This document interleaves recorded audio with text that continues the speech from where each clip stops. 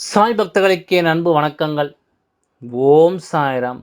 என் அன்பு குழந்தையே, இன்று இந்த அப்பா உனக்கு ஒரு எச்சரிக்கை செய்தியைத்தான் கொண்டு வந்திருக்கின்றேன். உன்னுடைய இல்லத்தின் மீது சிலர் ஒரு விஷயத்தை போட்டுவிட்டார்கள். அவர்கள் போட்ட அந்த பொருளினால் உன்னுடைய வாழ்க்கை இன்று நிலை தடுமாறி நின்று கொண்டிருக்கின்றது. இன்று இந்த அப்பாவின் வாக்கினை கேட்டு உடனடியாக அதனை நீ எடுக்க வேண்டும். அதற்கு நான் சொல்கின்ற ஒரு பொருளை நீ நெருப்பில் போட்டுவிட்டால் போதும். அப்பா உன்னை தேடி வந்து இன்று இந்த விஷயத்தை சொல்கிறேன் என்றால், உனக்கு இப்பொழுது கஷ்டங்கள் அதிகமாக இருக்கிறது, கவலைகள் அதிகமாக இருக்கிறது, எப்பொழுதும் கண்ணீருடன் தான் நீ நின்று கொண்டிருக்கிறாய் என்று அர்த்தம். எந்த நேரத்திலும் நமக்கு சந்தோஷம் என்ற ஒன்று இந்த வாழ்க்கையில் இல்லையே என்று நீ மனவேதனைப்பட்டு கொண்டிருக்கின்றாயோ, உன்னுடைய மனது எதை பற்றி யோசித்து கொண்டே இருக்கிறதோ, ஆனாலும் எந்த ஒரு யோசனைகளுக்கும் உனக்கு தெளிவு கிடைத்த பாடில்லை. எப்படித்தான் இந்த வாழ்க்கையை நாம் நகர்த்தி செல்லப் போகின்றோமோ என்று என் குழந்தை நீ பயந்து கொண்டிருக்கின்ற இந்த நேரத்தில்தான் வாழ்க்கையில் ஒரு விஷயம் நடக்கின்றது. அப்படி என்னத்தான் நடந்து விட்டது என்று நீ தெரிந்து கொள்ள வேண்டும் அல்லவா? அதை உன்னிடத்தில் தெளிவாக சொல்லிவிடத்தான் இந்த அப்பா உன் இல்லம் தேடி வந்திருக்கின்றேன். உன்னுடைய இல்லத்தில் இந்த பொருள் இருப்பதை நான் கண்டு கொண்டேன். அதை நீ உடனடியாக எடுக்க வேண்டும் அல்லவா? இல்லையென்றால் என் குழந்தை, நடக்கின்ற பிரச்சனைகள் இன்னும் அதிகமாக மாறிவிடும். வாழ்க்கையில் கஷ்டங்கள் மேலும் மேலும் அதிகரித்து கொண்டே இருக்கும். அதை நடக்க விடக்கூடாது. வாழ்க்கையில் இருக்கின்ற பிரச்சனைகள் உடனடியாக சரி செய்து விட வேண்டும் என்பதற்காகத்தான் இன்று இந்த அப்பா உன்னை தேடி உனக்காக இந்த வாக்கினை கொண்டு வந்திருக்கின்றேன்.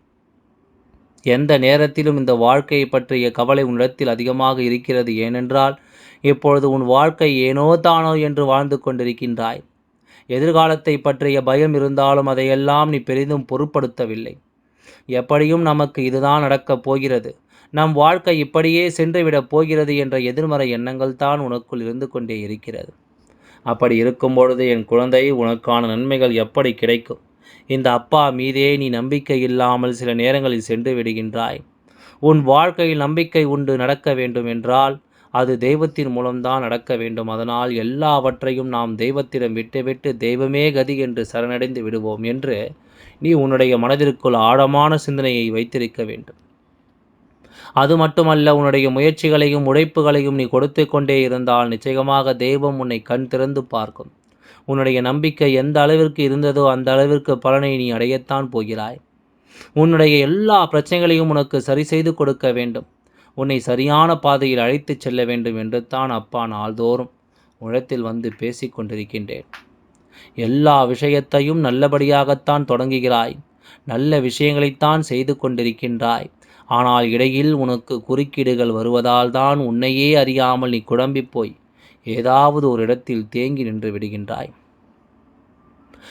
வாழ்க்கையில் மிகப்பெரிய நிலையை அடைய வேண்டும் என்று தான் நீ துடித்து கொண்டிருக்கின்றாய். அப்படி இருக்கும் பொழுது என் குழந்தைக்கு எதனால் இந்த பிரச்சனைகள் எல்லாம் மேலும் மேலும் வருகின்றது? எதை தொட்டாலும் நீ நேர்மையாகத்தான் இருக்கின்றாய். நீ நல்லதையே சொன்னாலும் அதுவெல்லாம் உன் பக்கமே எதிர்மறையாக உனக்கு தெரிந்து விடுகின்றது. எந்த செயலை செய்தாலும் அது உனக்கு பிரச்சனையாகத்தான் வந்து முடிகிறது. எந்த நேரத்திலும் நமக்கு சரியென்று படுவதை நம்மால் செய்ய முடியவில்லை என்று நீ வருந்தி நிற்கிறாய். இதுவெல்லாம் நடப்பதற்கு ஒரு காரணமும் இருக்கிறது. சில நேரங்களில் நீ உன்னுடைய நம்பிக்கையை இழந்து விடுகின்றாய். அப்படியானால் என்னத்தான் இந்த வாழ்க்கை நமக்கு பிரச்சனை, எதனால் நமக்கு மட்டும் இப்படி நடக்கிறது என்று நீ யோசித்து கொண்டிருக்கிறாய் அல்லவா? உன்னுடைய யோசனைக்கான பதிலைத்தான் நான் கண்டுபிடித்து விட்டேன். நீ ஒரு நாள் சிரித்தாலே அதற்கடுத்து 10 நாட்கள் நீ தொடர்ந்து அழ வேண்டிய நிலை உனக்கு இருக்கிறது. இந்த அப்பா சொன்னது உண்மைதானா? அப்படி உண்மையாக இருந்தால் நீ நிச்சயமாக உன் வாழ்க்கையில் சில விஷயங்களை மாற்றிக்கொள்ள வேண்டும் குழந்தையே. சந்தோஷம் என்ற ஒன்று நிரந்தரமாக இல்லை. ஆனால் அழுதால் மட்டும் அது உனக்கு தொடர்ச்சியாக இருக்கின்றது. நீ சிரித்தால் மட்டும்தான் அது உன் வாழ்க்கையில் தொடர்ந்து கிடைப்பதில்லை. இப்படி இருக்கின்ற என் குழந்தை, இதை நீ சரி செய்ய வேண்டும் அல்லவா? எப்பொழுதும் உனக்கு சந்தோஷம் தொடர்ந்து இருக்க வேண்டும் அல்லவா? அதே நேரத்தில் கஷ்டங்களும் வரக்கூடாது, பிரச்சனைகளும் இருக்கக்கூடாது என்று நீ ஆசைப்பட்டால் அது நடைமுறைக்கு ஒத்து வராது. உன் வாழ்க்கையில் கஷ்டங்களும் துன்பங்களும் ஓரளவுக்குத்தான் வர வேண்டுமே தவிர அதிகமாக தொடர்ந்து வரக்கூடாது. இப்பொழுது அப்பா சொல்கின்ற ஒரு விஷயத்தை நீ நன்றாக சிந்தித்துப் பார். நீ சந்தோஷத்தில் இருக்கும்போது சத்தமாக சிரித்தாய் அல்லவா? யாரை பார்த்து சிரித்தாய் என்று நீ சிந்தித்துப் பார். யார் இருக்கும்பொழுது சிரித்தாயோ அது மட்டுமல்ல, ஒவ்வொரு முறையும் சந்தோஷத்திற்கு பிறகு கஷ்டங்கள் வரும்பொழுது எல்லாம் நீ அப்பா சொல்கின்ற ஒரு குறிப்பிட்ட நபரிடத்தில்தான் அதிகமாக சிரித்திருக்கிறாய். அதன் காரணமாகத்தான் உனக்கு கஷ்டங்களும் தொடர்ந்து வந்து கொண்டே இருக்கிறது என்பதனை நீ மறந்துவிடக்கூடாது. இதுவெல்லாம் உன் வாழ்க்கையில் எதை காட்டுகிறது தெரியுமா? உன்னுடைய சந்தோஷத்தைக் கண்டு அவர்கள் மனமகிழ்ச்சி அடையவில்லை. மனமகிழ்ச்சி அடைந்தது போல நடித்திருக்கிறார்கள். மேலும் உன் மீது அவர்கள் கண் திருஷ்டியை போட்டு விட்டார்கள். உன்னுடைய இல்லத்தில் ஏற்படுகின்ற சிறு சிறு முன்னேற்றங்களைக் கண்டு உன்னுடைய இல்லத்தின் மீது அவர்கள் கண் திருஷ்டியை போட்டுவிட்டு பொறாமைப்பட்டு கொண்டிருக்கிறார்கள். கல்லடி பட்டாலும் படலாம், ஆனால் கண் திருஷ்டி படக்கூடாதல்லவா? மற்ற எல்லா விஷயங்களை விட மிகவும் பொல்லாதது இந்த கண் திருஷ்டி என்பதை நீ மறந்துவிடக்கூடாது. வாழ்க்கையில் கஷ்டங்கள் வந்தாலும் இன்பங்கள் வந்தாலும் அதை நீ பெரிதாக மற்றவர்களிடத்தில் வெளிப்படுத்தி விடாதே. அடுத்தவர்களிடத்தில் நீ வெளிப்படுத்தும் பொழுது அது இந்த வாழ்க்கை உனக்கு நிச்சயமாக மிகப்பெரிய வேதனையைத்தான் கொடுக்கிறது. ஏனென்றால் இப்பொழுது இருக்கின்ற சூழ்நிலையில் எல்லோரும் மற்றவர்கள் வாழ்க்கையில் எப்படி இருக்கிறார்கள், சந்தோஷமாக இருக்கின்றார்களா, துக்கமாக இருக்கிறார்களா என்று அடுத்தவர்களை பற்றித்தான் யோசிக்கின்றார்களே தவிர தன்னை பற்றி ஒருபோதும் யோசிப்பது இல்லை. ஆனால் உன்னுடைய வாழ்க்கையில் மற்றவர்கள் எல்லோரும் சேர்ந்து உன்னை பற்றித்தான் அதிகமாக பேசிக் கொண்டிருக்கிறார்கள். உனக்கு நல்லது நடந்தாலும் இவர்களுக்கு நல்லது நடந்து விட்டதே என்று பேசிக் கொண்டிருக்கிறார்கள். உனக்கு கெட்டது நடந்துவிட்டால் இவர்கள் ஆடிய ஆட்டத்திற்கெல்லாம் இப்பொழுது அனுபவிக்கிறார்கள் என்று உனக்கு நன்மை வந்தாலும் தீமை நடந்தாலும் உன்னை விமர்சித்து பேசுவதையே வேலையாக வைத்திருக்கின்றார்கள். அப்படிப்பட்டவர்களுடைய பார்வை உனக்கு கெடுதலை மட்டுமே கொடுக்கும் என்பதை நீ மறந்துவிடக்கூடாது. சில நேரங்களில் நீ வெளியில் பகட்டாக தெரியலாம், ஆனால் இவர்களுக்கு எப்படி திடீரென்று இப்படி ஒரு வசதி கிடைத்தது என்று சொல்லி உன் மீது கண் திருஷ்டியை இவர்கள் போடத்தான் செய்வார்கள். அதனால் என்ன நடந்தாலும் இந்த வாழ்க்கையில் பெரிதாக எதையும் வெளிப்படுத்தி கொள்ளாதே. உன் வாழ்க்கை நல்ல நிலையை அடைவதில் தானாகவே நடந்து கொண்டு தான் இருக்கப் போகிறது. உன்னுடைய வாழ்க்கை பயணம் எப்படி இருக்க வேண்டும் என்று நினைக்கின்றாயோ அதை போலவே எல்லாம் நடக்கப் போகிறது. ஆனால் அதையெல்லாம் நீ மற்றவர்களிடத்தில் வெளிப்படுத்தக்கூடாது. இதை மட்டும் கவனத்தில் கொண்டால் போதும். உன்னுடைய செயல்பாடுகள் ஒருபோதும் அவர்களுக்கு எதையெல்லாம் வெளிப்படுத்தி விடக்கூடாது என்று நீ சாதாரணமாக சிரித்தாய்க்கூட அதை கண்டு இவர்கள் மனதிற்குள் மிகப்பெரிய ஆச்சரியத்தை கொண்டால் அதுவும் உனக்கு கண் திருஷ்டியாக மாறிவிடும். இப்பொழுது உன்னுடைய குடும்ப உறவுகளோடு, உன்னுடைய வாழ்க்கை துணையோடு, உன்னுடைய குழந்தைகளோடு நீ சந்தோஷமாக இருப்பதை பார்த்தால் அது மற்றவர்களுக்கும் ஏக்கமாக மாறி உன் மீது கண் திருஷ்டியை போட்டு விடுகின்றார்கள். இப்படித்தான் எதை நீ செய்தாலும் அடுத்தவர்களுக்கு அது பிடிப்பது இல்லை. இது போன்ற இந்த வாழ்க்கையில் உனக்கு நடந்து கொண்டிருக்கின்ற விஷயங்களை எல்லாம் நீ தவிர்க்க வேண்டும் அல்லவா? அதற்கு நீ என்ன செய்ய வேண்டும் தெரியுமா?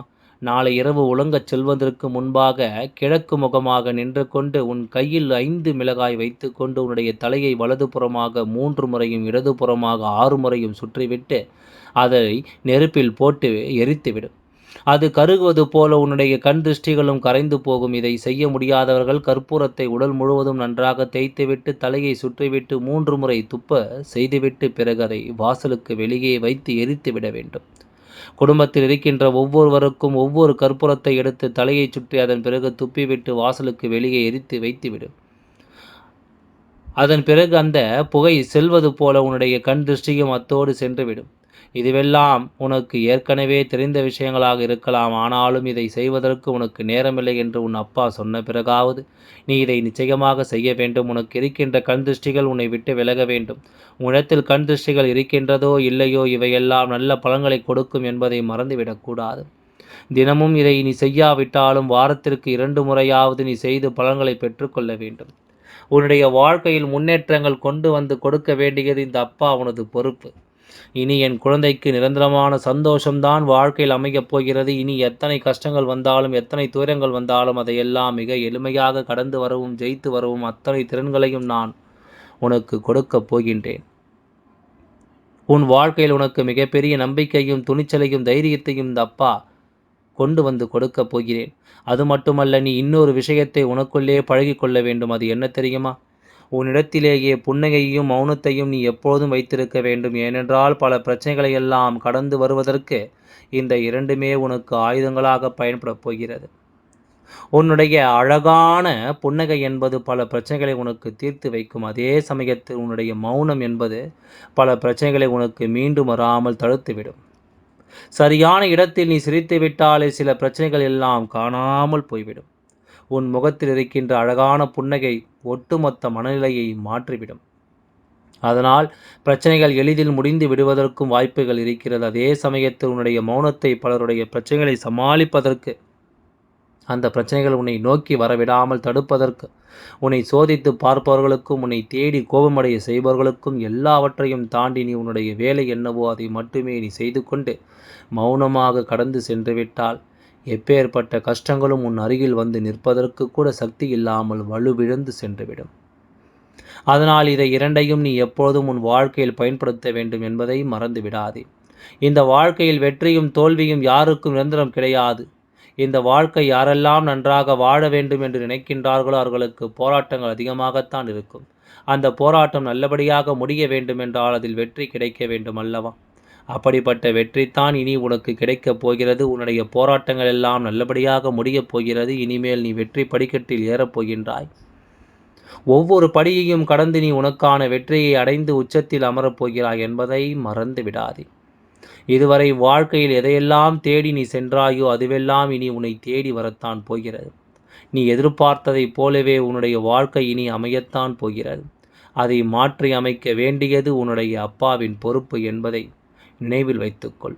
இந்த சூழ்நிலையெல்லாம் மாற்றி அமைத்துவிட்டு அதற்கான சக்தியையும் நான் உனக்குள்ளே கொடுக்கத்தான் போகின்றேன். இந்த சூழ்நிலையை எல்லாம் உணர்ந்து உனக்குள்ளே இந்த அப்பாவின் சக்தியை நீ உணர வேண்டும் என்பதுதான் என்னுடைய அன்பான வேண்டுகோள். எல்லாம் நல்லபடியாகவே நடந்து முடியும். ஓம் சாய்ராம். நன்றி, வணக்கம்.